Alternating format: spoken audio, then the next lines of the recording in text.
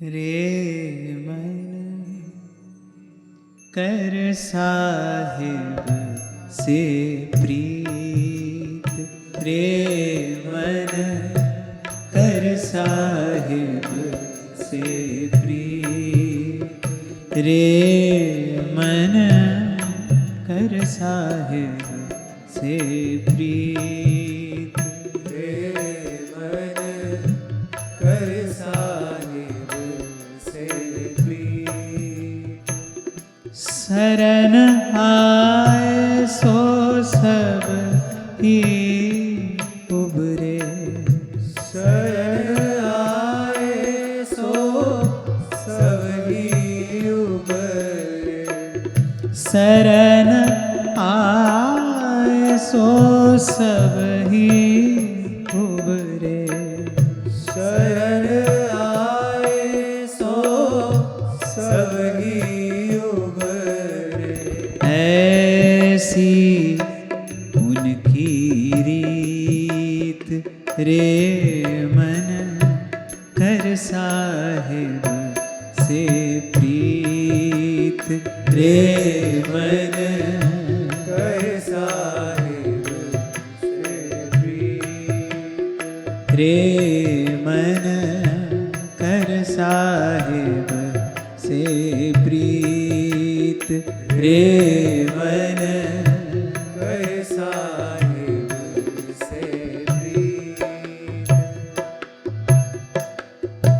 सुंदर देह देख मत भूलो, सुंदर देह देख मत भूलो, जैसे तृण पर शीत, जैसे तृण पर शीत,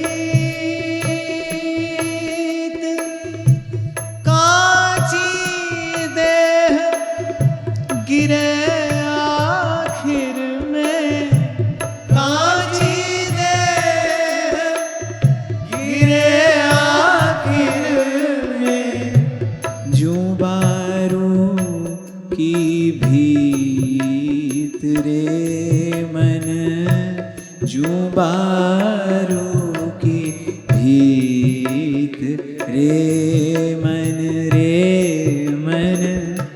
कर साहिब से प्रीत, रे मन कर साहिब से प्रीत, रे मन कर साहिब से प्रीत, रे मन कर साहिब से प्रीत।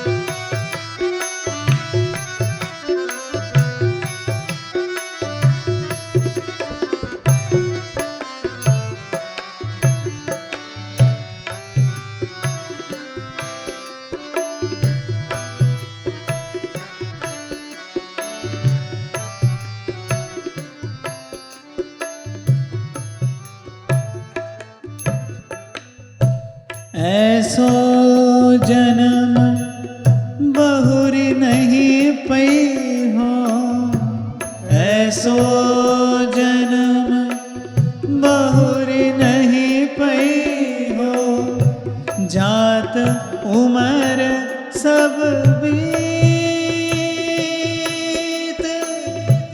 जात उमर सब दास कबीर चढ़े गढ़ ऊपर, दास कबीर चढ़े गढ़ देव नगारा जीत रे मन, देव नगारा जीत रे मन, रे मन कर साहिब से प्रीत, रे मन कर साहिब से प्रीत, रे मन कर साहिब से प्रीत, रे मन कर साहिब से प्रीत।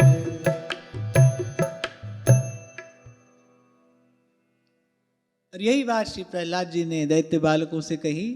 देवो सुरो मनुष्यो वा यक्षो गंधर्व एव च भजन मुकुंद चरणम स्वस्तिमान स्याद यथा वयम्। श्री प्रहलाद जी ने कहा, देवता दैत्य मनुष्य यक्ष गंधर्व कोई भी क्यों ना हो, जो भगवान के चरण कमलों का सेवन करता है, श्री प्रहलाद जी कह रहे हैं हमारे ही समान कल्याण भाजन होता है। कबीर जी कह रहे हैं शरण आए सो सब ही उबरे, ऐसी उनकी रीत, ऐसा नियम है भगवान के दरबार में, यही नियम है। आए शरण तजहू नहीं ताहू। और मैंने कबीर जी का ये भाव क्यों स्मरण किया, क्योंकि अनुभव प्राप्त महापुरुषों का कहना है कि श्री प्रहलाद जी ही श्री कबीर जी के रूप में इस घोर कलिकाल में प्रकट हुए।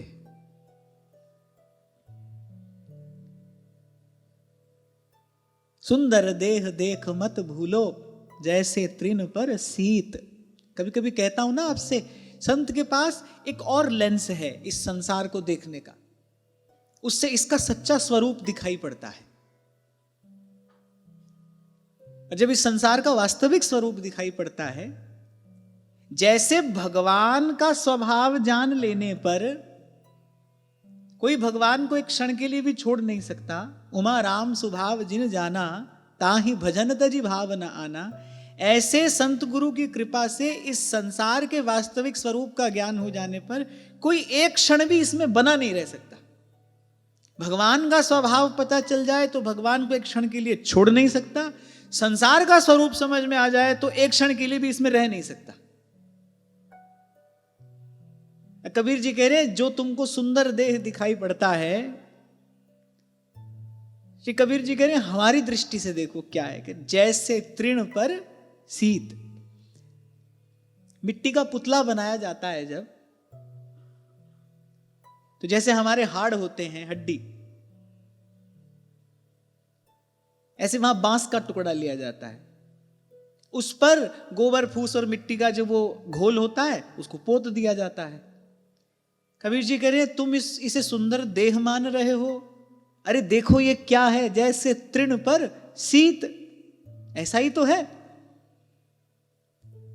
और मैं तो कहता हूं कि दूर मत जाओ, अपने ही शरीर पर कोई घाव हो जाए, स्वयं के ही शरीर पर कोई घाव हो जाए, अरे किसी दूसरे की बात छोड़िए, स्वयं की उस ओर देखने की इच्छा नहीं होती। शरीर पर कोई घाव हो जाए, उस स्थान को चूमने का मन करेगा? बिल्कुल भी नहीं, ढक कर रखा जाता है उसको, किसी अपनी भी दृष्टि उस पर ना पड़ जाए। ग्लानि होती है उसको देखकर। थोड़ा सा विचार करो, संतों की चरण शरण में बैठकर किंचित यदि विवेक जग जाए तो फिर दिखाई पड़ने लगता है, अरे किसके पीछे भाग रहे थे, क्या प्राप्त करना चाह रहे थे, कहां सुख ढूंढ रहे थे। कुछ दिन पहले आपसे कह रहा था कि अपने बालों से, अपने केशों से कितना प्यार होता है व्यक्ति को, कितनी संभाल करता है उनकी। वही बाल टूटकर भोजन में गिर जाए, अपना ही बाल टूटकर भोजन में गिर जाए, ना तो वो प्रभु के सन्मुख निवेदन किए जाने योग्य रहता है, अरे ग्लानि होती, देखने की भी इच्छा नहीं होती, भोजन की थाली छोड़ देने का मन होता है। ऐसा दर्शन यदि हो जाए तो कितनी घृणा होती है उसको देखकर। तो कबीर कह रहे जरा जरा हमारी दृष्टि से देखो, सुंदर देह देख मत भूलो, जैसे तृण पर शीत। अरे ये सब बातें संत क्यों कह रहे हैं? क्यों कह रहे हैं? ये बात तो ठीक है, भगवान की शरण में जो जाएगा उसका कल्याण होगा, लेकिन भगवान की शरण में जाने की विधि क्या है? सब द्वारन को छाड़ के गयो तिहारो द्वार, इसे कहते हैं शरणागति। सब तज भजिए नंद कुमार। यही बात गोस्वामी जी मांग रहे हैं। अब प्रभु कृपा करहु यही भांति। थोड़ा बहुत भजन तो प्रभु आपका मैंने किया करता रहा, पर अब आप कृपा करिए। सब तज भजन करूं दिन रात। और मैं गलत भी हो सकता हूं, पर अभी तो मुझे ऐसा ही लगता है कि भजन होता है तो फिर भजन ही होता है। थोड़ा ये थोड़ा वो, मुझे तो ये बात समझ में नहीं आती। मुझे लगता है ऐसा नहीं होता, ऐसा नहीं हो सकता। सूरदास प्रभु कामधेनु तज छेरी कौन तू है। संसार के वास्तविक स्वरूप का ज्ञान, इसका बोध होने पर कोई इसमें लगा नहीं रह सकता, नहीं रह सकता। तो कह रहे सुंदर देह देख मत भूलो, जैसे तृण पर शीत, और कांची देह गिरे आखिर को, जो बारू की भीत। इसी का ही अभ्यास हमको करना है। अब यहां तो ये सब ऐसे के ऐसे रहेगा, इसी के बीच में रहकर हमको स्वयं को साधना है। उसका एक ही उपाय है, बाहर जो भी हो रहा है उससे आप प्रभावित ना हो, इसकी एक ही विधि है। ये जो भी हो रहा है इससे आप प्रभावित ना हो, इसकी एक ही विधि है। जब यहां इस बात का बोध हो जाए, उमा कहूं मैं अनुभव अपना, सत हरि भजन जगत सब सपना। कुछ लोग कह देते हैं don't take life too serious. नहीं, जीवन को तो गंभीरता से ही लेना चाहिए। ये जो आजू बाजू हो रहा है इसको गंभीरता से नहीं लेना चाहिए। हंसने का समय आए हंस लो, रोने का समय आए रो लो, हैरान होने का समय आए हैरान हो लो, पर भीतर से अपने स्वरूप में बने रहना चाहिए। और संत इसी प्रकार रहता है इस संसार में। आपको लगेगा हंस भी रहा है, आपको लगेगा रो भी रहा है, वो सब कौतुक करता है, पर भीतर से अपने स्वरूप में स्थित है, स्थिर। वो जानता है ये सब क्या हो रहा है। भूस कूटेगा नहीं, मालूम है इसमें कोई सार वस्तु है नहीं। भीतर ही भीतर जिस कार्य में लगा रहना चाहिए उसी कार्य में लगा रहेगा। इसी को तो कहते हैं इधर का लगता रहे उधर का हो जाए। हो सकता है आपको देखने पर लगे अरे हंस भी रहा है, रो भी रहा है, हमारे जैसी सब क्रिया भी कर रहा है, कर रहा है, लेकिन वो अपने स्वरूप में स्थित है। तो हम इससे प्रभावित ना हो, इसकी एक ही युक्ति है, इसके वास्तविक स्वरूप को जान लिया जाए। उसका एक ही मार्ग है, विवेक जग जाए। उसके लिए कहां आना पड़ेगा? यहीं आना पड़ेगा। इसीलिए ध्रुवदास जी कहते हैं या में प्रमाद ना करे, रसिकन को संग करे निस्दिन, या में प्रमाद ना करे। यथा वरुंधेत सत्संग सर्व संगाप हो ही माम। स्वयं भगवान अपने श्रीमुख से कह रहे हैं। श्रीमद् भागवत में तो यहां तक कहा गया है ज्ञाने प्रयासम उदपास्य नमंत एव जीवंति सन्मुख हरिताम भवदीय वार्ता। सब प्रयास छोड़कर ज्ञाने प्रयासम उदपास्य, ज्ञान प्राप्त करने के सारे प्रयास छोड़कर संत महापुरुषों के निकट बने रहिए, उनके मुख से निस्सृत होने वाली भगवान की लीला कथा का श्रवण करते रहिए। इतने से सब कार्य हो जाएगा। तथा तथा पश्यति तत्व सूक्ष्मम चक्षुर यथैवांजन संप्रयुक्तम। इतने से सब काम हो जाएगा। आज जीवन में जो भी कुछ है सत्संग की ही तो कृपा है, और क्या है।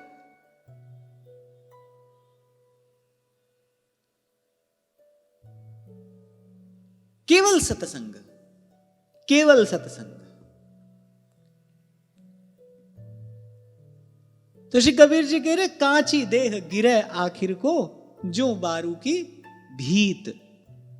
इसको गिरना ही है, इसको जाना ही है।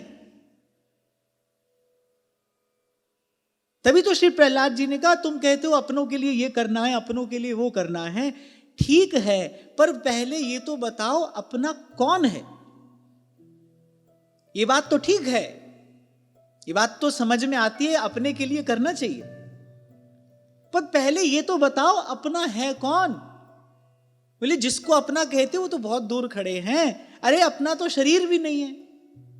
कल यही बात हम कर रहे थे ना, मानता है शरीर हमारी बात, सुनता है हमारी बात, है इसका नियंत्रण हमारे हाथ में। कैसे कहते हो अपना है? मिला है बिछड़ने के लिए ही मिला है, जाने के लिए ही मिला है। बहुत गई थोड़ी रही और सो बीती जाए, लाली उड कपूर दे वांग जाए, केड़ा रोज दा हुसन परावना है। संत कहते हैं ए वक्त गुजरदा जांदा लखां विचों कोई विरला, लखां विचों कोई विरला, मुल वक्त दा पाउंदा ए वक्त गुजरदा जांदा। कोई बड़भागी होता है भाई, कोई गुरु की कृपा से प्राप्त बड़भागी जीव होता है जो इस अवसर का बस लाभ ले लेता है। यही बात आगे श्री कबीर जी ने कही, ऐसो जन्म बहुर नहीं पई हो, ऐसो जन्म बहुर नहीं पई हो। अरे जात उमर सब बीत, दास कबीर चढ़े गढ़ ऊपर। जैसे श्रीमद् भागवत जी कहती है ना, मोक्ष द्वारम अपावृतम, अरे मोक्ष का खुला द्वार है। दास कबीर चढ़े गढ़ ऊपर, अरे यहां तक आ गए, अब देव नगारा जीत। जैसे पहले होता था ना, जो सेना जीत जाती थी वो गढ़ के ऊपर चढ़कर नगाड़ा बजाती थी, अपनी जीत की घोषणा करती थी। ऐसे कबीर जी कह रहे अरे गढ़ तक चढ़ आए हो, अब तो बस जीत का नगाड़ा बजाना है, सब काम हो गया। आपसे उस दिन कह रहा था, सब सामग्री भगवान ने देकर भेजा है। मनुष्य का शरीर, भारत भूमि पर जन्म, संत सत्संग, अपना नाम प्रभु ने कृपा करके संत के मुख से श्रवण करा दिया, सब सामग्री भगवान ने दे दी। अब तो दास कबीर चढ़े गढ़ ऊपर, देव नगारा जीत। हाँ, पर जो मैंने कहा ये बात ध्यान देने की है, हम समुद्र के तट पर बैठे हैं, ये भव समुद्र ही तो है।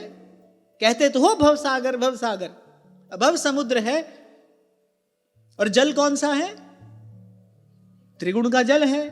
तो ऐसे ही कभी सत्वगुण बढ़ेगा, कभी रजोगुण बढ़ेगा, कभी तमोगुण बढ़ेगा, कभी छोटी सी लहर आएगी, कभी बड़ी ऊंची लहर आएगी, कभी मंद मंद गति से लहर आएगी, कभी बड़ी तीव्र गति से लहर आएगी, आपको अपने साथ बहा कर ले जाने के लिए।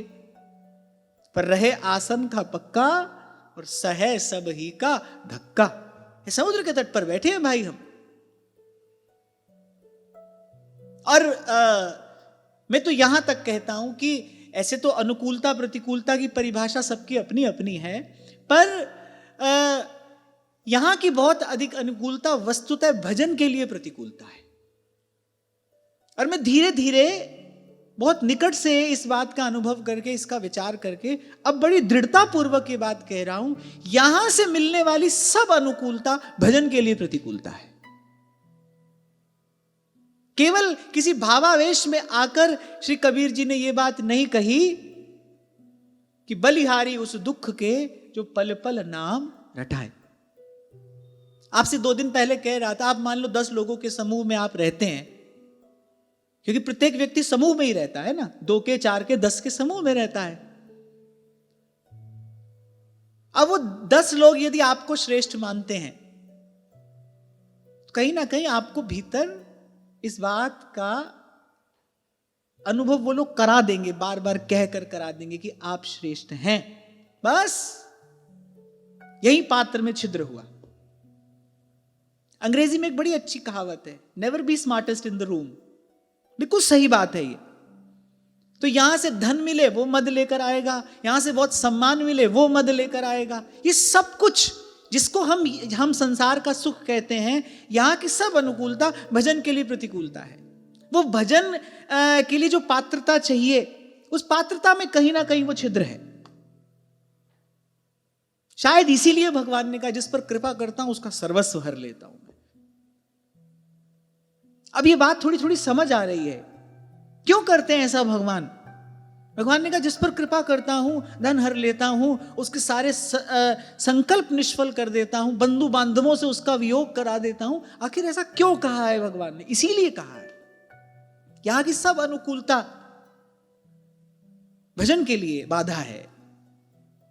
अब मुझे वो बात समझ में आती है, उस महात्मा की बात की गहराई समझ में आती है, उसका मर्म समझ में आता है। उन्होंने कहा था बेटा इस मार्ग पर आगे बढ़ना है तो कभी अपनी प्रशंसा करने वाले लोगों के बीच में मत रहना, उनके बीच में कभी मत रहना। और ऐसे तो यद्यपि हमको प्रमाण प्राप्त है कि कामदेव जिनके मन में क्षोभ उत्पन्न नहीं कर सका, कामदेव जिनके मन में विकार उत्पन्न नहीं कर सका, ये छोटी बात नहीं है। अच्युत केवल श्री कृष्ण है, केवल श्री कृष्ण अच्युत हैं। लेकिन नारद जी के मन में कामदेव विकार उत्पन्न नहीं कर पाया, परास्त हो गया। जैसे भगवान नर नारायण के सन्मुख काम परास्त हुआ, माने ऐसा केवल भगवान कर सकते हैं और कोई नहीं। इससे यह पता चलता है कि नारद जी कोई साधारण महापुरुष नहीं है। तस्मिन तज्जने भेदा भावात, ये सूत्र नारद जी पर पूर्ण रूपेण घटता है। लेकिन जिनको कामदेव जिनके मन में विकार उत्पन्न नहीं कर सका, थोड़ी सी प्रशंसा और नामदेव जी श्री नारद जी थोड़ी देर के लिए अपना स्वरूप भी भूल गए, प्रभु का स्वरूप भी भूल गए। थोड़ी देर के लिए ऐसा हो गया, विस्मृति हो गई, भगवत स्वरूप की विस्मृति हो गई।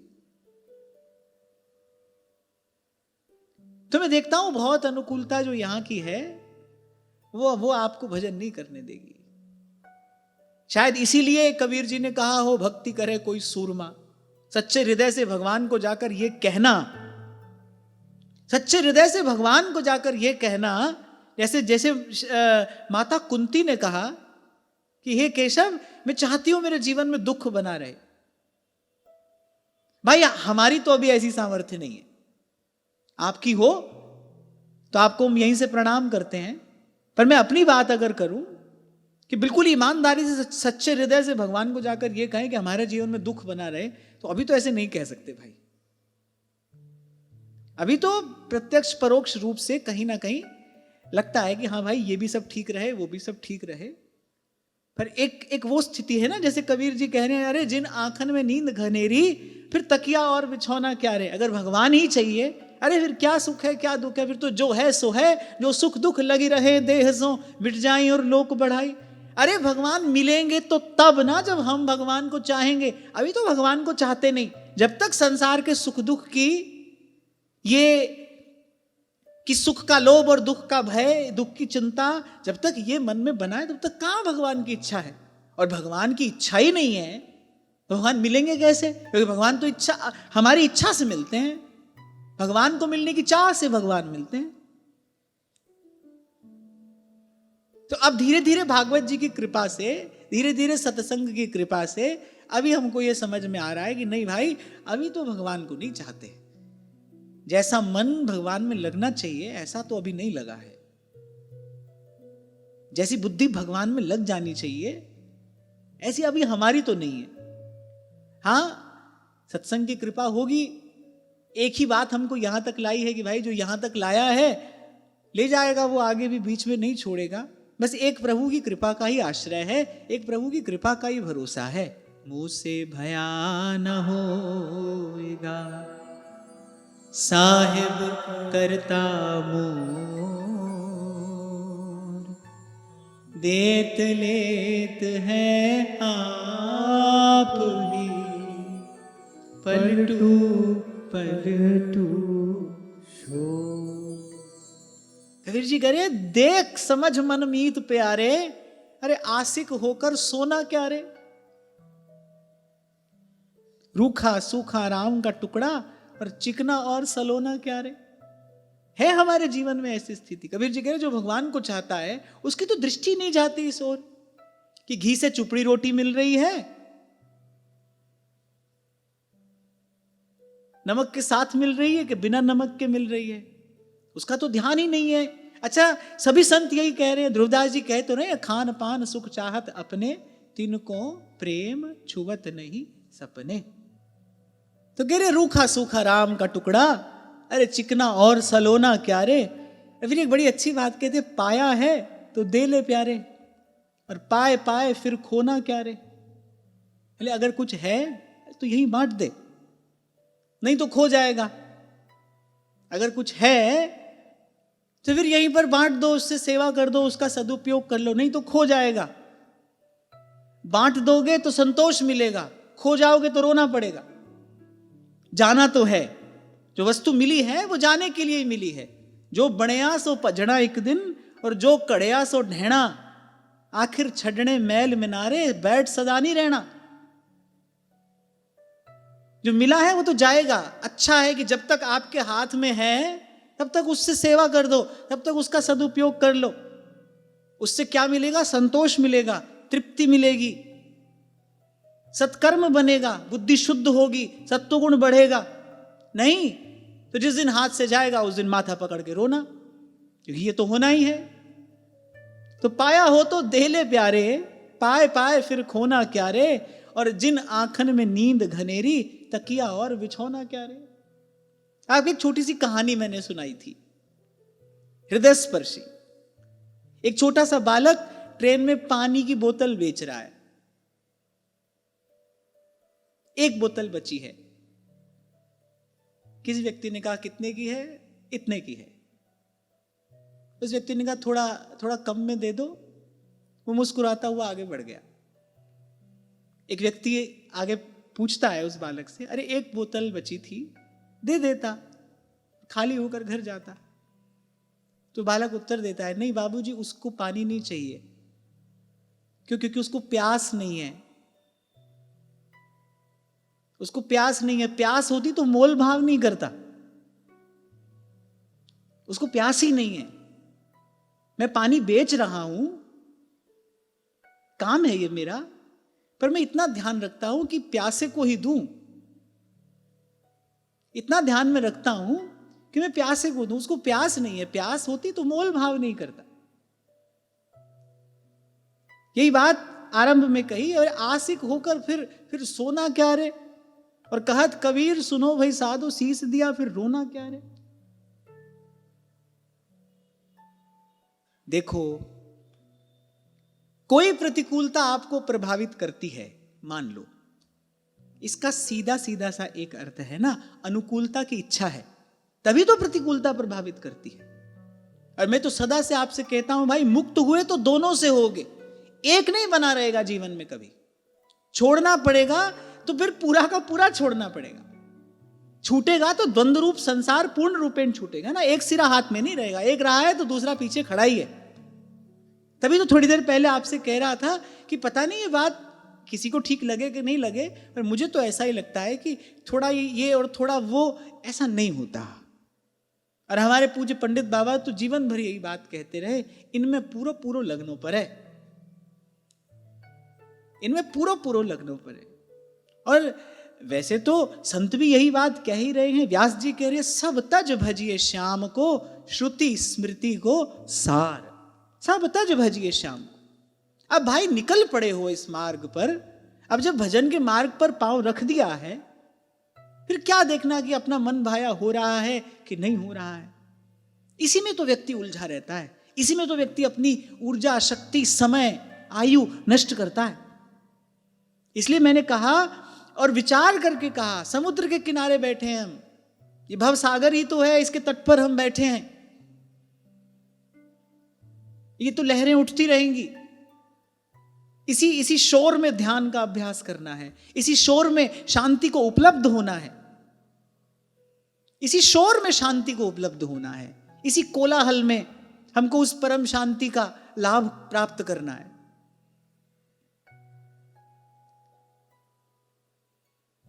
तो श्री प्रहलाद जी ने कहा, भगवान की शरण में कोई भी आए, जैसा हमारा कल्याण हुआ वैसा ही उसका होगा। यहां एक और बात है, भगवान के दरबार में पक्षपात नहीं है। भगवान कह रहे कोई भी आए। अब वैसे देखा जाए तो श्री प्रहलाद जी भी तो दैत्य बालक ही हैं, दैत्यराज हिरण्यकशिपु के पुत्र हैं, दैत्य बालक ही तो हैं। प्रहलाद जी कह रहे लेकिन भगवान ये सब नहीं देखते, जो भी भगवान के चरणों का सेवन करे, जो भी भगवान की शरण ग्रहण करे, वो हमारे ही प्रकार से कल्याण का भाजन होता है। परंतु भगवान की शरणागति का अर्थ, भगवान की शरणागति की विधि, सब तज भजिए नंद कुमार, सब तज भजिए नंद कुमार। नालं द्विजत्वं देवत्वं ऋषित्वं वासुरात्मजाः, प्रीणनाय मुकुन्दस्य न वृत्तं न बहुज्ञता। भावुक होकर श्री प्रहलाद जी कह रहे हैं, अरे दैत्य बालको, भगवान को प्रसन्न करने के लिए ब्राह्मण, देवता, ऋषि होना आवश्यक नहीं है। सदाचार और विविध ज्ञानों से संपन्न होना, दान, तप, यज्ञ, शारीरिक मानसिक शौच, बड़े बड़े व्रतों का अनुष्ठान, ये सब पर्याप्त नहीं है। महादेव कहते हैं ये बात उत्तरकांड में, उमा जोग जप दान तप नाना मख व्रत ने, राम कृपा नहीं करहि तसी, जस निश केवल प्रेम, जस निश केवल प्रेम। वे इस सब की आवश्यकता नहीं है। प्रीतम प्रीति ही ते पहिए, यद्यपि रूप गुणशील सुघरता, इन बातन न रिझइए। श्री गोविंद स्वामी कहते हैं, सतकुल जन्म कर्म शुभ लक्षण वेद पुराण पढ़िए, पर गोविंद स्वामी बिन स्नेह सुवालों रसना कहां न चाहिए। प्रीतम प्रीति ही ते पहिए। महादेव कह रहे हैं ये बात, उमा जोग जप दान तप नाना मख व्रत नेम, सब कुछ कह दिया एक पंक्ति में। राम कृपा नहीं करहि तस, जस निश केवल प्रेम। इसीलिए कई बार आपको निवेदन करता हूं, बाहर कितनी भी हानि होती हो जाने देना, मन ना बिगड़े। अरे जिस मन से भगवान को प्रेम करना है, जो हृदय भगवान को देना है, हृदय मैला नहीं होना चाहिए। और यह भी व्यक्ति का एक भ्रम ही है, बाहर की हानि लाभ उसके हाथ में है नहीं। सुनहु भरत भावी प्रबल, बिलखि कहेहु मुनिनाथ, हानि लाभ जीवन मरण, जस अप जस विधि। पूर्व में प्रहलाद जी ने यही कहा, सब कुछ है भगवान के हाथ में। हमारे बाबा कहा करते थे, जाने हरि क्यों कर रति जाने, काहू पे श्रम बहुत करावे, काहू की बात सहज में माने। और भगवान के निर्णय को कोई चुनौती नहीं दे सकता। वही प्राप्ति किसी को अनेक अनेक कठिन साधनों के बाद भी नहीं हो रही है, वो भगवान किसी को सहज में ही दे देते हैं।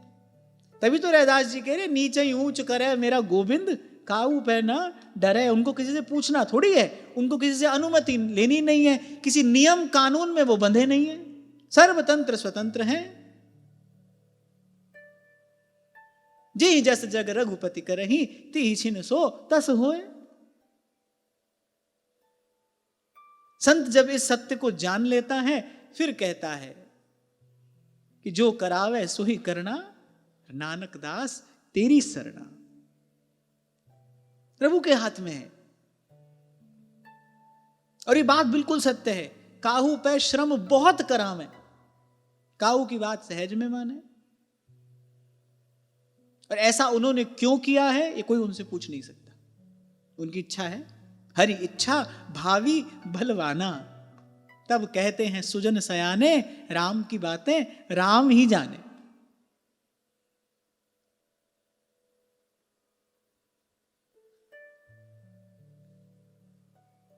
तो श्री प्रहलाद जी ने कहा कि इन सब बातों की आवश्यकता नहीं है, जस निष्केवल प्रेम। तो जीवन अपना ऐसा हो, व्यवहार अपना ऐसा हो, क्योंकि भाई व्यवहार में तो रहना ही है, थोड़ा अधिक व्यवहार तो सबको करना पड़ता है। व्यवहार ऐसा हो जिससे मन ना बिगड़े, मन मैला ना हो, कुछ बने न बने उसकी कोई चिंता नहीं है। और मैं आपसे पुनः कह रहा हूं, बाहर जो हानि लाभ हो रहा है, अरे वो तो विधि हाथ। हानि लाभ जीवन मरण जस अपजस विधि हाथ। कब क्या मिलेगा, कितना मिलेगा, कितनी देर के लिए मिलेगा, सब नियत है, निश्चित है।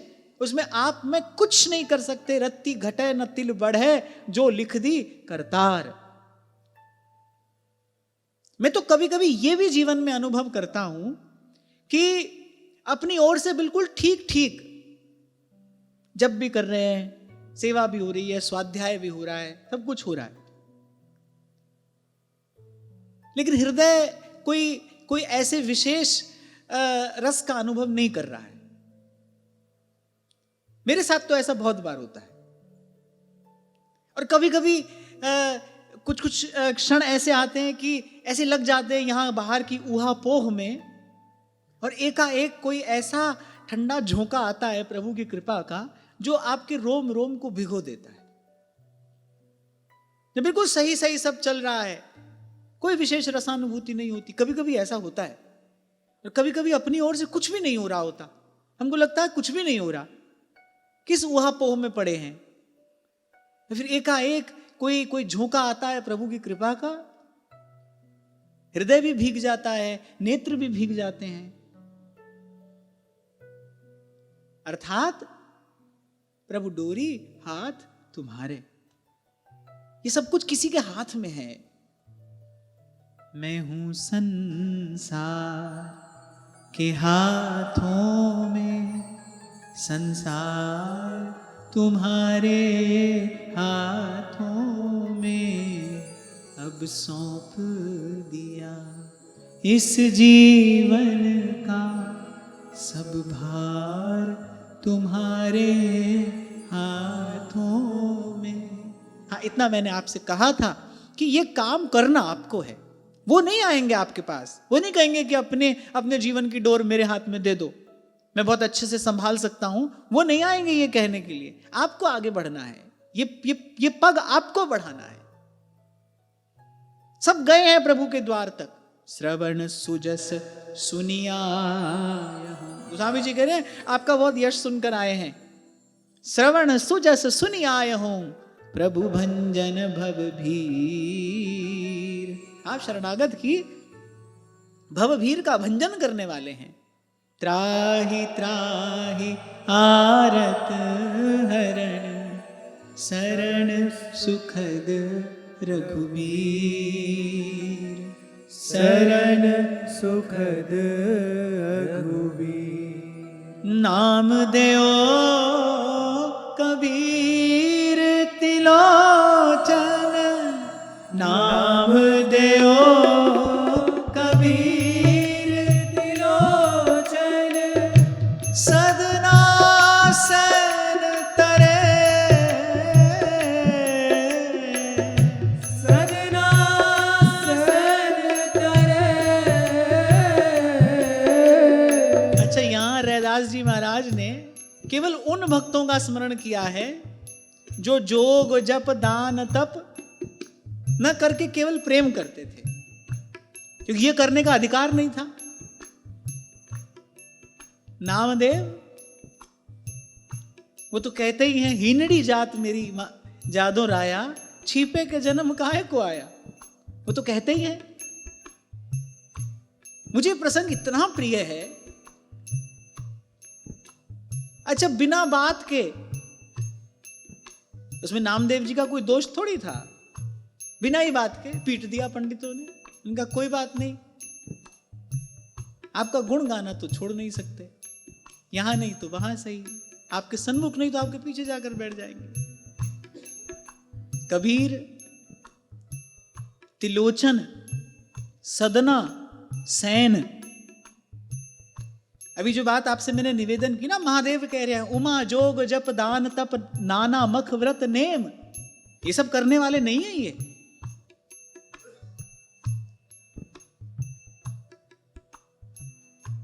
क्योंकि शास्त्र आज्ञा नहीं देता ये सब करने की। पर रैदास जी महाराज क्या कह रहे हैं, नामदेव कबीर तिलोचन सदना सैन तरे, कह रैदास सुनो भई संतो, कह रैदास सुनो भई संतो, कह रैदास सुनो भई संतो, कह रैदास सुनो भई संतो, हरि जूप सब सरे, हरि जूप सब सरे, हरि जूप सब सरे,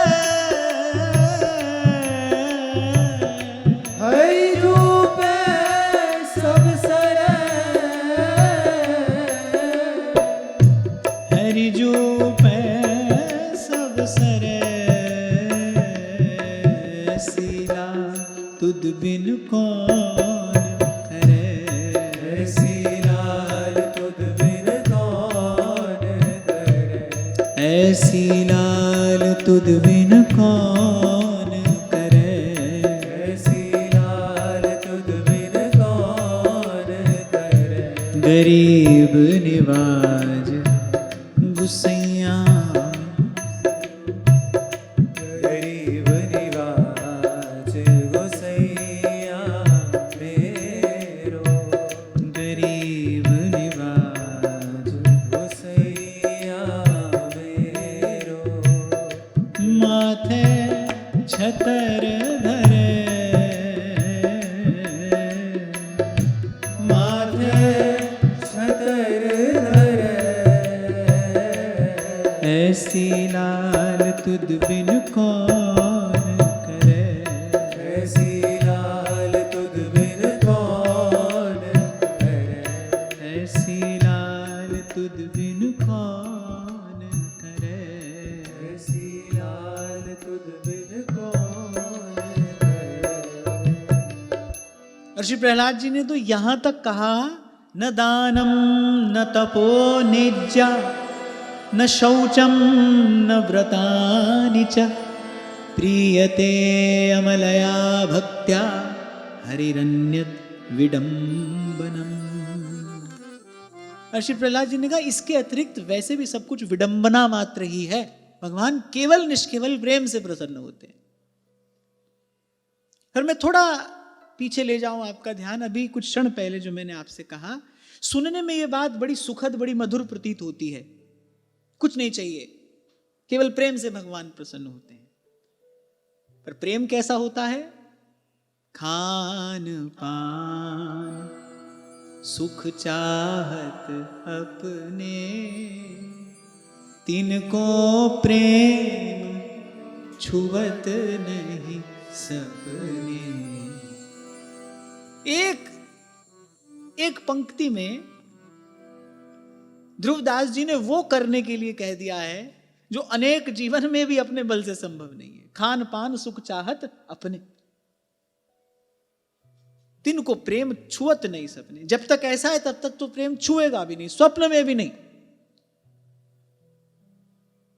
जब मन शुद्ध होने लगता है, अंतःकरण जब शुद्ध होने लगता है, तो स्वप्न में कुछ भगवान की अनुभूति होती है पहले, तो लगता है कि हाँ भाई हम ठीक दिशा में आगे बढ़ रहे हैं। तो यहां ध्रुवदास जी कह रहे यदि अपने शरीर के सुख की अभी चिंता है तो स्वप्न में भी अभी प्रेम का स्पर्श नहीं हो सकता। प्रेम तो बहुत दूर की बात है, स्वप्न में भी नहीं। तिनको प्रेम छुअत नहीं सपने। और यही बात मैं थोड़ी देर पहले आपसे कह रहा था, अब आपकी आप जानो भाई, पर हम तो अभी यहीं खड़े हैं। इसलिए मैंने कहा जैसा मन लगना चाहिए भगवान में, ऐसा तो अभी नहीं लगा है। ऐसी बुद्धि लग जानी चाहिए भगवान में, ऐसा तो अभी नहीं है। अभी तो वही जो शरीर का सुख है, शरीर की जो ममता है, अभी तो वो संकल्प करा देती है। यद्यपि फिर सत्संग की कृपा से मन सावधान भी होता है, ऐसा नहीं है। सत्संग की कृपा से फिर मन सावधान होता है, फिर लगता है कि नहीं नहीं ये हमारा मार्ग नहीं है।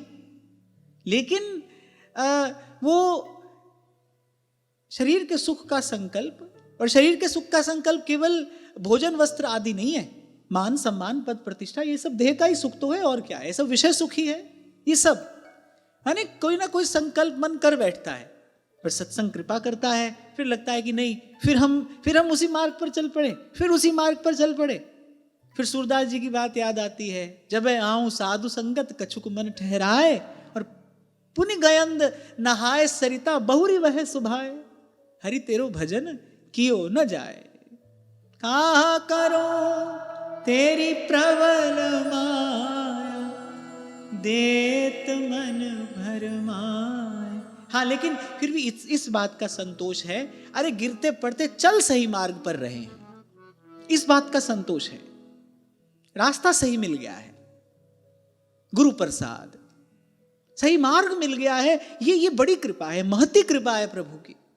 गिर भी रहे हैं तो सही मार्ग पर गिर रहे हैं ना। मुझे लगता है गलत मार्ग पर तो दौड़ने से अच्छा है सही मार्ग पर आप गिरते पड़ते चले। मार्ग तो सही है आपका, वो आपको लक्ष्य की ओर आगे तो बढ़ा रहा है।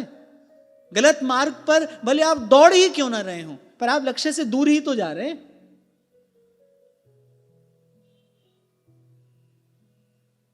और फिर एक और बात, अब कुछ और करने लायक भी नहीं है, कुछ और भी नहीं कर सकते, अब तो यही करना है। अब जो होगा होगा, जैसा होगा होगा। वही बात श्री कबीर जी ने कही कि अब आशिक होकर फिर सोना क्या रे, और शीश दिया तब रोना क्या रे। अब तो यही रास्ता है भाई।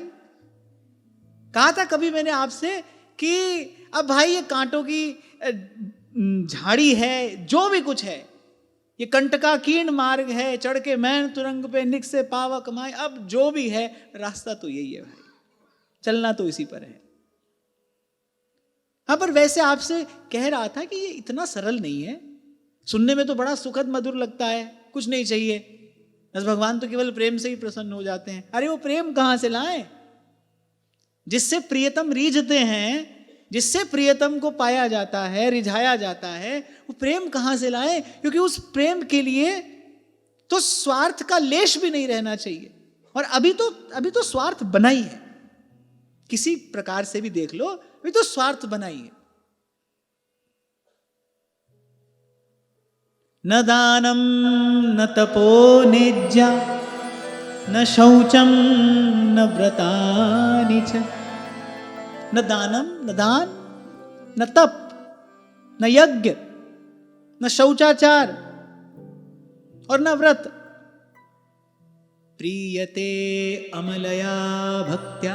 अच्छा, यहां भी केवल भक्ति न कहकर कहा अमलया भक्त्या, शुद्ध भक्ति, निष्काम भक्ति। तो इसी से भगवान प्रसन्न होते हैं। श्री प्रहलाद जी ने कहा हरि अन्यद विडंबनम, बाकी सब विडंबना है, माने बाकी सब कुछ अंत में जीव को भरमाने वाला ही है, उलझाने वाला ही है।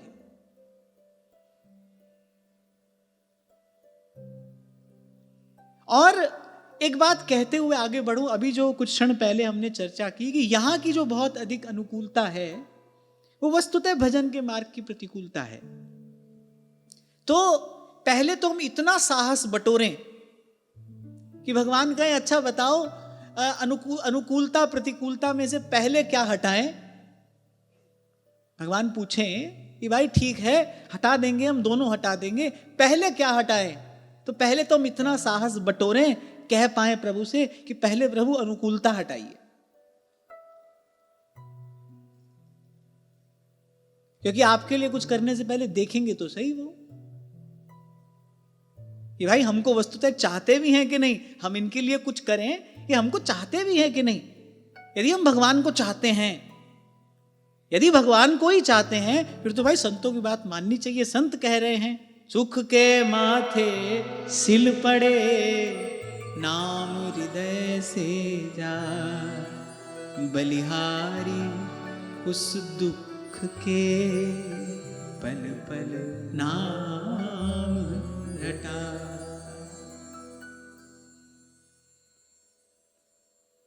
मुझे लगता है अपने आप को ही यदि कसौटी पर ईमानदारी से कस लिया जाए, परख लिया जाए, कोई दूसरा परीक्षा लेने आएगा ही नहीं। हम अपने प्रति ईमानदार हों, हम अपने आप को कसौटी पर ईमानदारी से परखते रहें, फिर दूसरा कोई परीक्षा लेने नहीं आएगा। तो आप प्रभु से कहोगे तो फिर प्रभु कहेंगे ठीक है हम करते हैं ये काम। कहेंगे पहले बताओ क्या हटाएं, अनुकूलता या प्रतिकूलता। और जैसे ही आपने कहा पहले प्रतिकूलता हटाइए, कहेंगे नहीं भाई अभी तुम हमको चाहते ही नहीं हो। तो पहले यही कहना, कहने का साहस जुटाना। पहले गाया तो हमने भी आज तक यही, सब दुख दूर हुए जब तेरा नाम लिया, यही गाया हमने आज तक। पर कभी नहीं कहा प्रभु से कि दुख बना रहे सुख दूर हो जाए, कभी नहीं कहा। और मैंने तो थोड़ी देर पहले स्वीकार किया, अभी हमारा कहने का साहस नहीं है भाई, ये तो करने को तैयार ही खड़े हैं कि प्रभु दुख बना रहे, सब सुख दूर हटाइए आप। पर हम प्रेम के मार्ग पर चलने के लिए तैयार हैं, उससे पहले ऐसी ही स्थिति चाहिए। इसी मार्ग से सब संत होकर गए हैं। खूब झूम झूम कर गाते तो हैं हम, जी मार्ग सब संत गया छे वी मार्ग में जास्या। पहले देखो तो सही कौन से मार्ग से संत गए हैं। देखो राका वाका को देखो, श्री चीधर चीधराइन जी को देखो, श्री पीपा जी और श्री सीता सहचरी जी को देखिए। देखिए इन सब भक्तों को कौन से मार्ग से चल कर गए हैं। ये आपको सोने चांदी के सिंहासनों पर बैठे नहीं मिलेंगे, छत्र चवर नहीं ढुराए जा रहे इनके चारों ओर। कौन से मार्ग पर चलकर गए हैं। और वहां भगवान अपने श्रीमुख से कह रहे हैं, निष्किंचना वयम शश्वन् निष्किंचन जन प्रिया। भगवान ने कहा हम भी ऐसे और ऐसे ही जन हमको प्रिय हैं। क्या हम निष्किंचन होने के लिए तैयार हैं? क्या हम हैं निष्किंचन होने के लिए तैयार? निष्किंचन माने जिसके पास कुछ भी नहीं है, संसार की दृष्टि से जिसके पास कुछ भी नहीं है, निष्किंचन। क्योंकि भगवान कह रहे हैं हम भी ऐसे ही हैं और ऐसे ही जन हमको प्रिय हैं।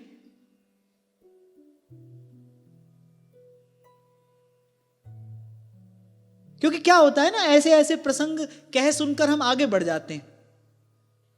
ऐसे ऐसे प्रसंग, कुछ नहीं चाहिए बस केवल भाव, केवल प्रेम, और बस आगे बढ़ गए। लेकिन वो भाव, वो प्रेम कैसा है, उसकी प्राप्ति कैसे होगी, इसका भी विचार करना चाहिए ना। कथा का अर्थ विचारना चाहिए। यहां प्रहलाद जी ने बहुत संभल कर कहा है, प्रीयते अमलया भक्त्या। केवल भक्ति नहीं कहा, निष्काम भक्ति, आनुकूल्येन कृष्णानुशीलनम स भक्तिरुत्तमा। ऐसी भक्ति, हरिरन्यद विडम्बनम।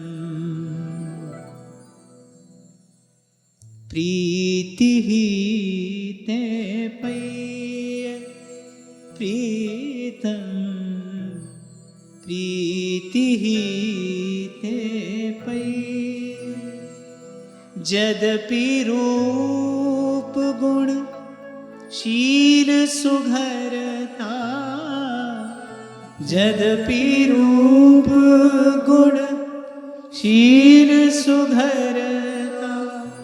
इन बातन ना रिझइए प्रीतम, प्रीति ही ते पै। प्रीतम प्रीति ही ते पै। सतकुल जनम करम शोभ लक्षण, वेद पुराण पढ़इए। गोविंद प्रभु बिन स्नेह सुवालो, रसना कहाँ नचइए। प्रीतम प्रीति ही ते 2 पंक्तियों में श्री गोविंद स्वामी जी ने कहा इनमें से किसी की भी आवश्यकता नहीं है। सतकुल जन्म कर्म शुभ लक्षण, वेद पुराण पढ़िए, यद्यपि रूप गुण सील सुघरता इन बातन न रिझइए प्रीतम।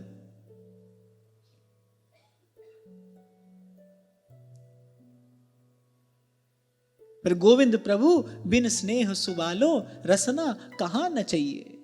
राम ही केवल प्रेम प्यारा, जान ले सो जान राम ही केवल प्रेम प्यारा। इस पंक्ति का क्या अर्थ ग्रहण करते हैं आप? राम ही केवल प्रेम प्यारा।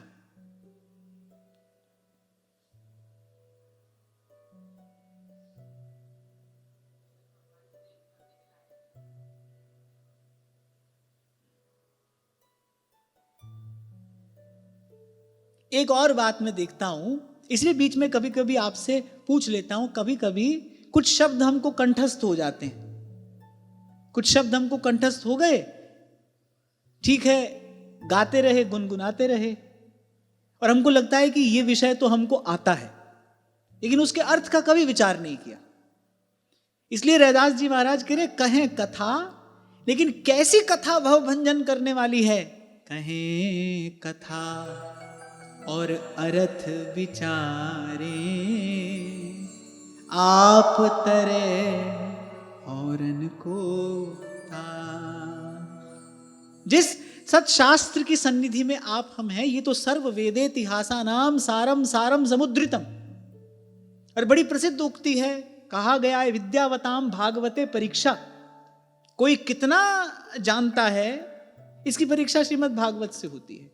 वो भागवत जी का कैसा चिंतन कर पाता है, जो श्रीमद् भागवत में भगवान वेदव्यास ने कहा है, कैसा चिंतन कर पाता है वो, यही कसौटी है। तो बहुत बार ऐसा होता है, हम कंठस्थ कर लेते हैं, गाते भी रहते हैं, लेकिन उस विषय में हमारा प्रवेश नहीं होता, और हमको ये भूल और बन जाती है कि हमको तो ये आता है। चतुरासी गाते गाते चतुरासी कंठस्थ हो जाती है, गाते गाते तो कंठस्थ हो ही जाएगी, सेवक वाणी कंठस्थ हो जाती है। अब लगता है कि ये तो हो गया, अब और क्या करें। जैसे उस दिन मैंने कहा ना, एक व्यक्ति ने पूछा अजपा जाप तक तो हम पहुंच गए, अब आगे क्या करें। मैंने कहा शाबाश, अजपा जाप तक पहुंच गए, अभी भी ये पता नहीं चल रहा है कि आगे क्या करें। अब देखो, जब मैंने गाया तो आप सबने गाया, राम ही केवल प्रेम प्यारा, अनेकों बार हमने गाया, आपने भी गाया। मैंने पूछा इसका क्या अर्थ है, अब बताओ। प्रेम के लिए केवल राम ही है, एक अर्थ तो ये है। पर अगर आप इस पंक्ति का संदर्भ विचारें, अर्थ विचारें, राम ही केवल प्रेम, एक राम जी ही ऐसे हैं, एक राम जी ही ऐसे हैं जिनको केवल प्रेम प्यारा है। ये तो ठीक है, राम जी प्रेम करने लायक हैं, पर एक राम जी ही ऐसे हैं। आपके प्रेम भाव का आदर अगर कोई करेगा, आपके प्रेम भाव का सम्मान अगर कोई करेगा, आपके प्रेम भाव का मूल्य अगर कोई लगाएगा, आपके प्रेम भाव को स्वीकार करने वाला अगर कोई है, आपके प्रेम भाव में जिसकी प्रियता है, जिसकी रुचि है, ऐसा अगर कोई है, तो वो केवल श्री ठाकुर जी हैं। इसीलिए कहा प्रीति तो नंद नंदन सो कीजे। ये भाव यहां खर्च मत करना, इसको यहां मत गंवाना, इसके लिए केवल प्रभु हैं, राम ही केवल। कभी कहा जान ही ले कोई जानन हारा, कोई समझ पाता है इस बात को, नहीं तो संसार के विषय में ही तो व्यक्ति प्रेम करता है, उसी की ओर दौड़ता है, उसी से लिपटता है, उसी का चिंतन करता है, उसी को पाना चाहता है। इसलिए मैंने कहा कि सुनने में बड़ा सुखद मधुर लगता है, ऐसे लगता है कि जैसे अब अपने को तो कुछ भी नहीं करना है, ना दान धर्म करने की कोई आवश्यकता है, ना जीवन में हमको कोई शौचाचार सदाचार चाहिए। क्यों? क्योंकि ठाकुर जी तो केवल प्रेम से मिलते हैं। वो सब छोड़ दिया, प्रेम हाथ आया नहीं, हम तो कहीं पर भी नहीं रहे। ठीक है, इन सब की आवश्यकता नहीं है, पर किसको नहीं है? किसको नहीं है? जो वस्तुतः प्रेम के पथ का पथिक है। अपने को तो भाई अभी अपना खूब खाना पीना चाहिए, बढ़िया ओढ़ना पहनना चाहिए, और जरा सा कहीं हमारे मान सम्मान में कोई कमी रह जाए तो हम तो विचलित व्याकुल हो जाते हैं। तो कहां भगवान चाहिए भाई? क्योंकि ऐसे विषय को बहुत संभल कर कहना चाहिए कि ऐसा ना हो कि आप ये विषय श्रवण करके बाकी सब भी छोड़ दें, वो मार्ग अभी हाथ आए नहीं। और प्राय करके यही खूब आज देखने में आ रहा है। खूब वृंदावन आ गए, अब तो भाई जो करेंगे श्री जी करेंगी। अरे श्री जी ने तो कर दिया, तभी तो वृंदावन आए। श्री जी ने जो करना था तो कर दिया, तुम क्या करोगे? तुमको ये जीवन जन्म इस खाली रोटी तोड़ने के लिए मिला है, पुआ रबड़ी खाने के लिए मिला है? वृंदावन में बसाया श्री जी ने, अपने घर में आपको ठौर दी, ठिकाना दिया, वह आप क्या करोगे? सब श्री जी करेंगी, सब श्री जी करेंगी। और अगर कोई प्रेमी हो, वो तो अपने मुख से कभी ये शब्द उच्चारण ही नहीं कर सकता। कोई प्रेमी हो और प्रेमास्पद के रूप में श्री प्रियालाल हो, प्रियालाल के सुंदर सुकुमार स्वरूप का ज्ञान हो, काजर की रेख जहां पानन की पीक भारी, और सुकुमार ताई कैसे कह विचारिए, अपने मुख से कैसे कह देगा श्री जी करेंगी? कैसे कह देगा? श्री कौशल्या अम्बा ने कभी श्री जानकी जी को दीपक बुझाने के लिए नहीं कहा, पांव कभी भूमि पर नहीं पड़ने दिया, कभी दीपक बुझाने के लिए नहीं कहा ये बहुत सुकुमारी है, कहीं इनको श्रम ना हो जाए। तो जिसमें प्रेम होता है, जो प्रेमास्पद है, सतत उसके सुख का विचार किया जाता है। हम तो कोई ठाकुर जी के सुख का विचार नहीं करते। जरा सी कोई बात हो ना हो, जरा सी कोई प्रतिकूलता आ जाए, अरे सब ठाकुर जी देखेंगे, सब ठाकुर जी देखेंगे। इतना भजन करते हैं, बदले में इतनी नौकरी ठाकुर जी से कराते हैं हम तो। कहां प्रेम, कहां हम? तभी संत कहते हैं हित का घर बड़ी दूर है। वो घर बड़ी दूर है।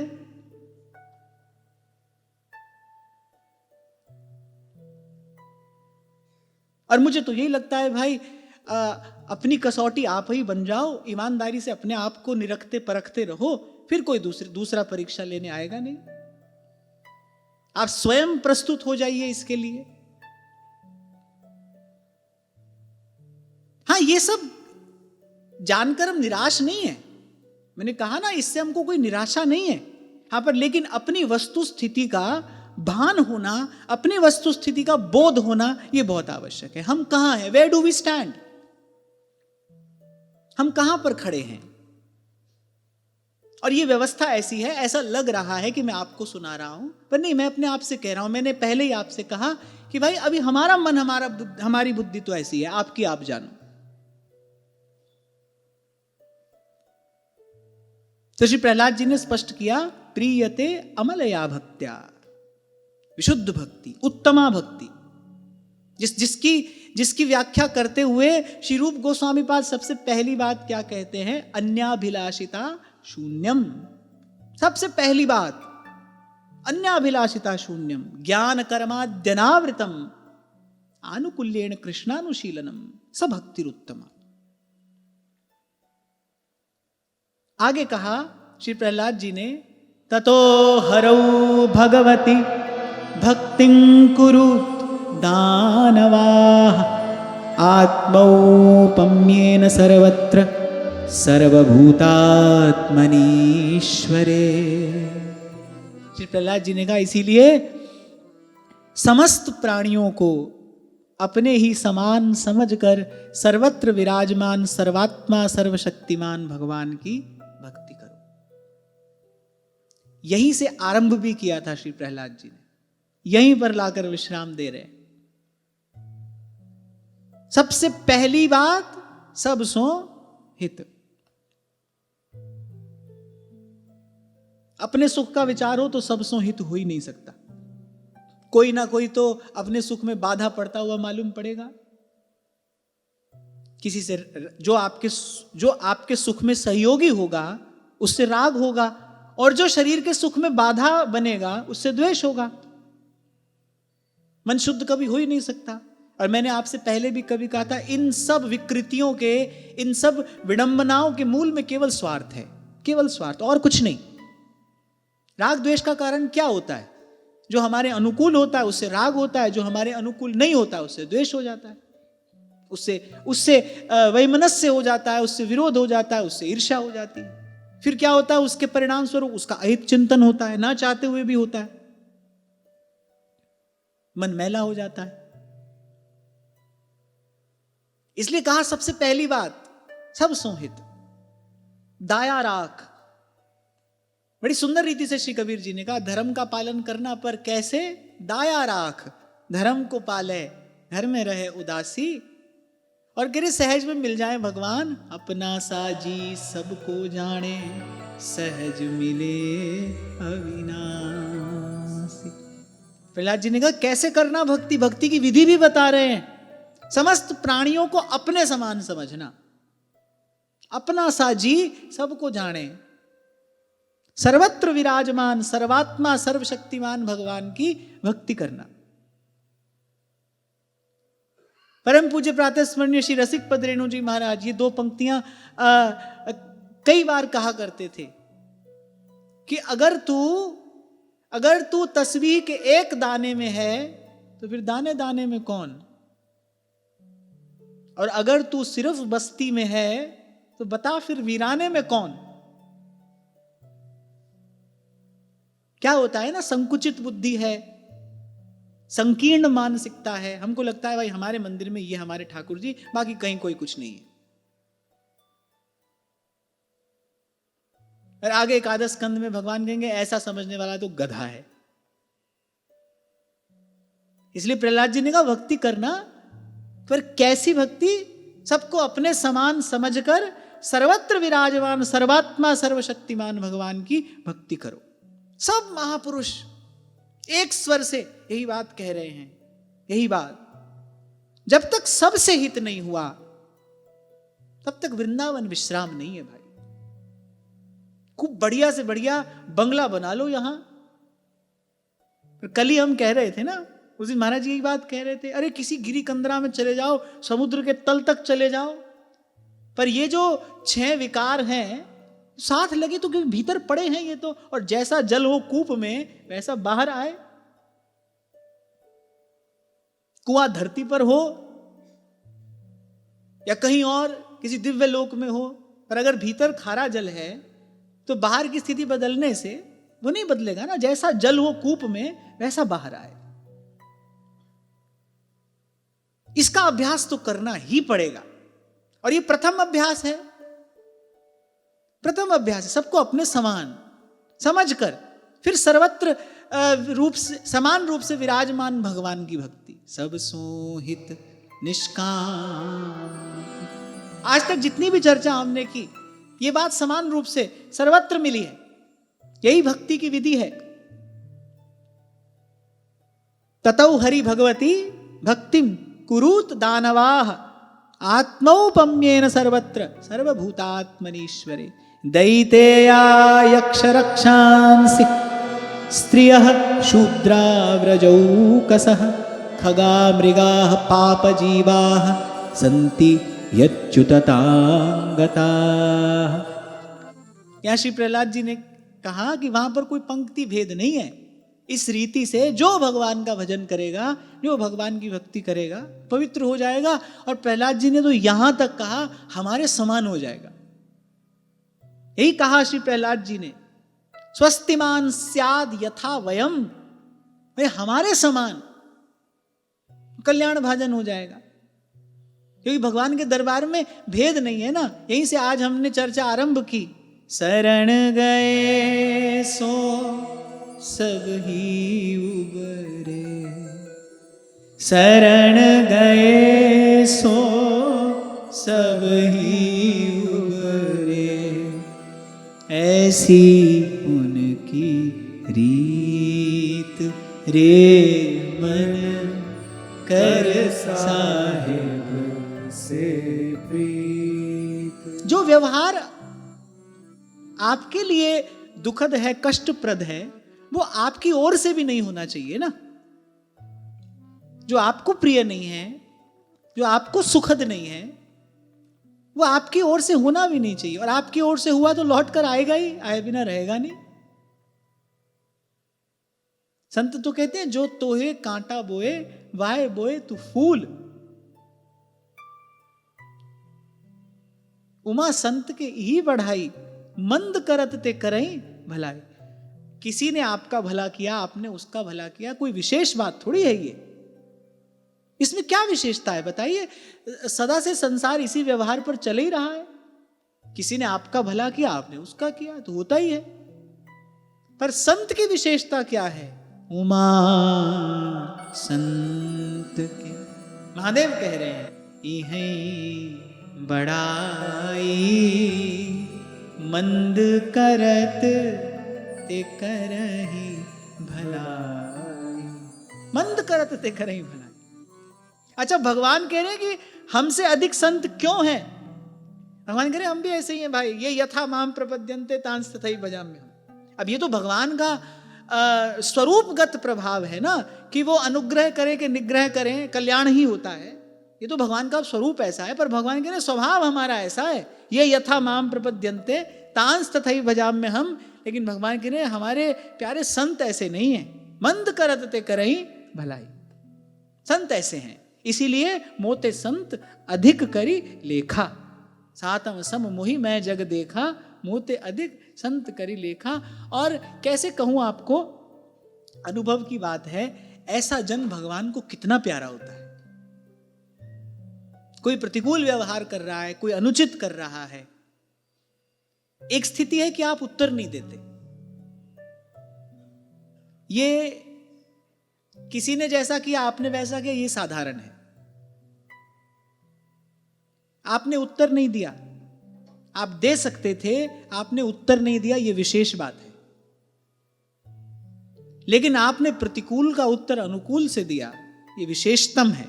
ऐसा जन भगवान को अतिशय प्यारा होता है। ऐसा जन प्रभु को अति प्रिय। और संत ऐसा ही होता है, मंद करत ते करई भलाई। संत बड़ा सुंदर उदाहरण देते हैं।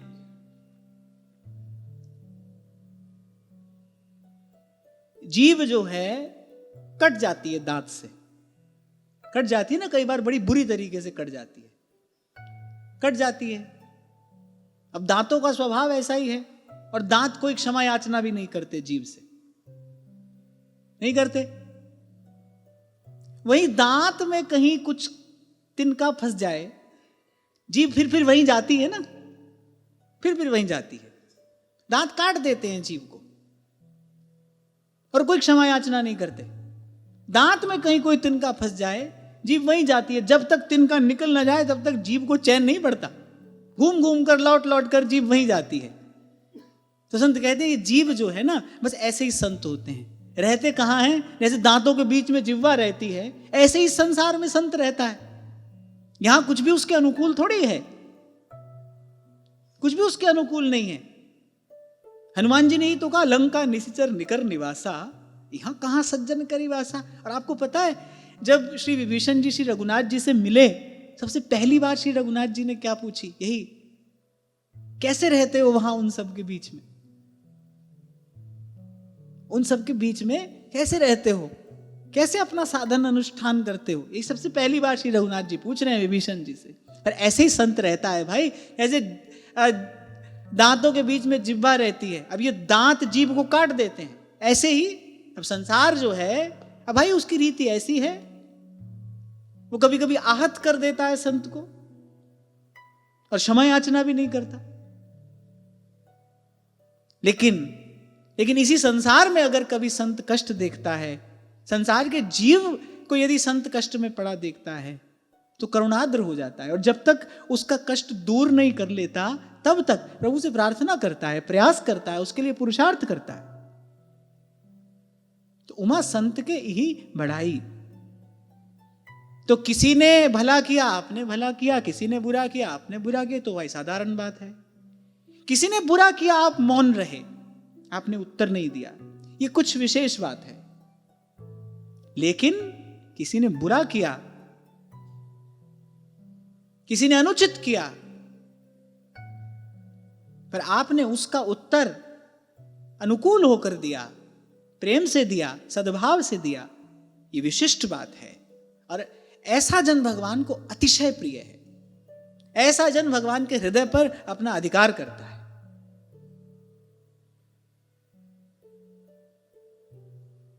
जब चक्रवर्ती सम्राट महाराजा अम्बरीश को शांत देखा, किंचित भी कोई क्षोभ उनके मन में उत्पन्न नहीं हुआ, किसी प्रकार की कोई चिंता नहीं, उल्टे प्रार्थना ही कर रहे हैं,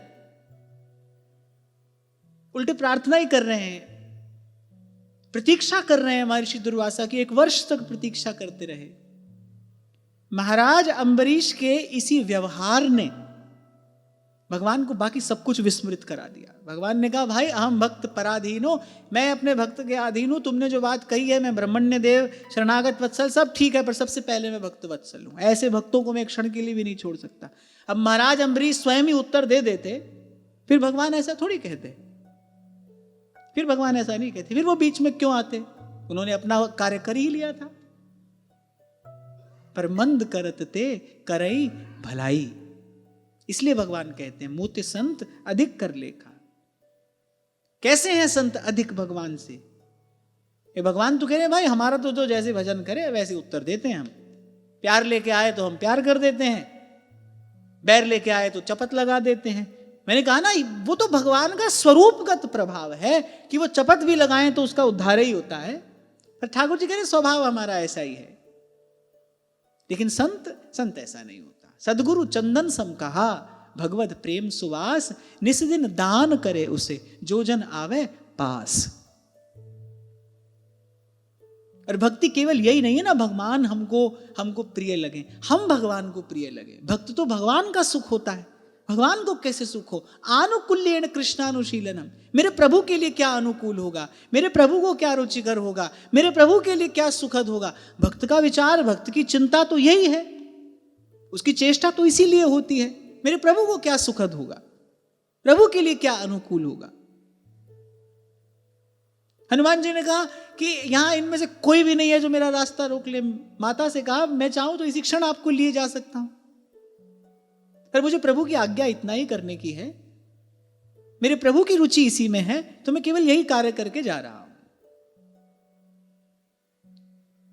फिर अंत में श्री प्रहलाद जी कह रहे हैं, एतावानेव लोकेस्मिन् पुंसः स्वार्थः परः स्मृतः, एकांत भक्तिर् गोविंदे यत् सर्वत्र तदीक्षणम्। बड़ा ही सुंदर और बड़ा महत्वपूर्ण श्लोक है। इसकी चर्चा कल करेंगे। आज की वार्ता यहीं श्री जी के चरणों में निवेदन करते हुए महाराज श्री के चरणों में प्रणाम। आप सबके हृदयस्थ हित प्रभु को, भाव प्रभु को नमन।